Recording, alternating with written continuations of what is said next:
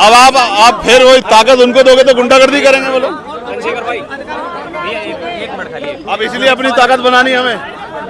सुन रहे हो नहीं सुन रहे हो? घटना होगी तो इकट्ठे होंगे, लेकिन अगर घटना ना ही हो, ये जरूरी है नहीं है, वो कब होगा?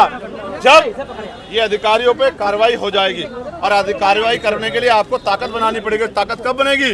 जब आप खैर का उपचुनाव में ये साबित कर देंगे कि आप आजाद समाज पार्टी चंद्रशेखर आजाद के साथ खड़े हैं, उसको ताकत देना चाहिए। मेरा एक सवाल आपसे ये है, ये परिवार 10 दिन से यहाँ बैठा है, इंडिया अलायंस के लोगों ने हमारे लोगों से वोट ली है, क्या उनको नहीं दिखता कि हमारे लोगों की जान गई है? उनको भी इस पे सवाल खड़ा करना चाहिए।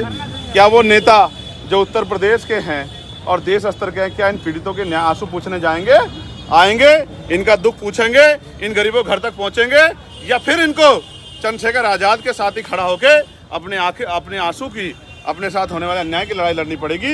ये बात भी सर्वविदित हो रही है कि ऐसा लगता है अब चुनाव खत्म हो गया, अब इन गरीबों से उनका कोई मतलब नहीं रहा, तो इनके मरने पे भी आवाज उठाना उनके लिए कोई जरूरी बात नहीं।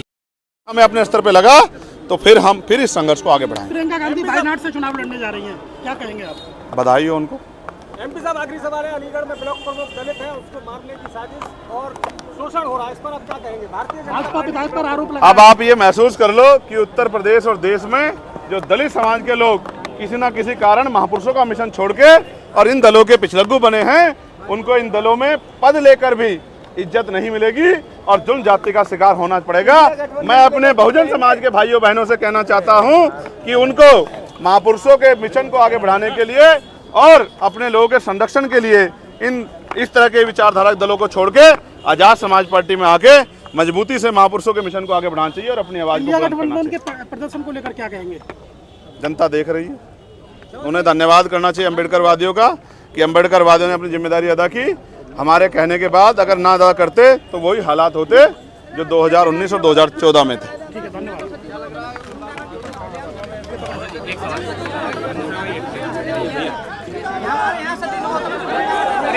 कौन है सतीश गौतम?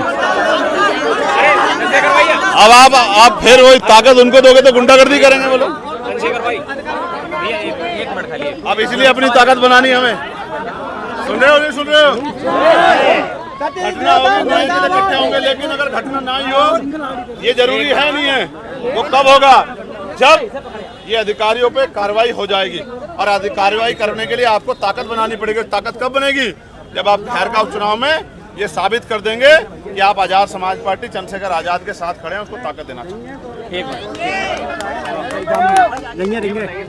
एलन मस्क के बाद में लगातार ईवीएम का विरोध हो रहा है, विपक्ष कह रहा है कि ईवीएम से आगे चुनाव नहीं हो रहा। एलन मस्क का एक ट्वीट आया। देखिए, मैं मानता हूं कि लोकतंत्र जनता के लिए है, तो जनता को जिस भी विषय पर संदेह है, चाहे वो ईवीएम हो या इलेक्शन कमीशन हो, सबको स्पष्टीकरण देना चाहिए।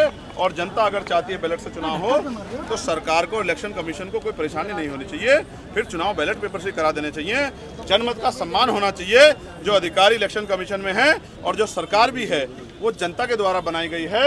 और इलेक्शन कमीशन में बैठे, एसी के कमरे में बैठे अधिकारी भी जनता के टैक्स के पैसे ही तनख्वाह लेते हैं। तो जनता के मुद्दों को सुनना और उनको उनके मन में लोकतंत्र, संविधान और संवैधानिक संस्थाओं के प्रति विश्वास बनाए रखने के लिए अगर जनता ये चाहती है कि बैलेट पेपर से चुनाव हो, तो एलन मस्क की जरूरत नहीं है। यहाँ की जनता की मांग को मानकर ही यहाँ के इलेक्शन कमीशन को ये फैसला लेना चाहिए। क्या लगता है 2400 दुरुपयोग भी हुआ इसका?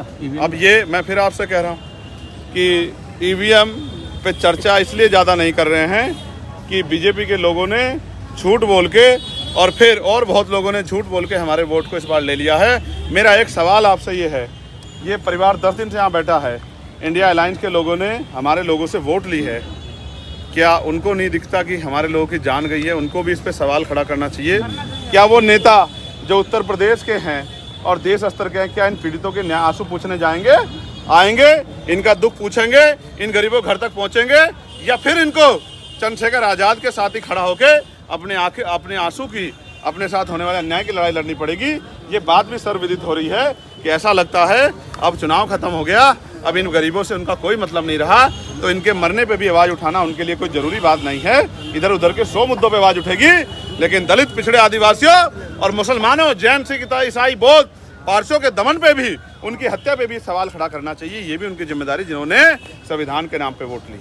आजाद समाज पार्टी के राष्ट्रीय अध्यक्ष और सर इधर हो जाओ, इधर हो जाओ।